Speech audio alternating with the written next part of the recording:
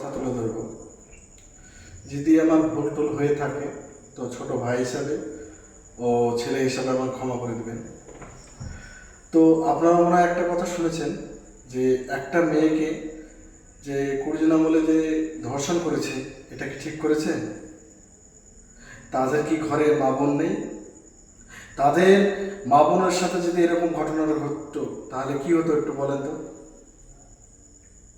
আমার মনে কি হচ্ছে জানেন, আমি ওদেরকে কি করি, বিলেটতে ফাইককে একদম মরিচ ডাইলে ওদেরকে সারাদিন কষ্ট দিই। যে মেয়েটাকে ধর্ষণ করে যে মেয়েটা ছড়াত পেয়েছে সে মেয়েটাকে ওই এত সহজে যদি সে মেয়েটার শাস্তি যদি না পায় তাহলে কি করে চলবে বলেন।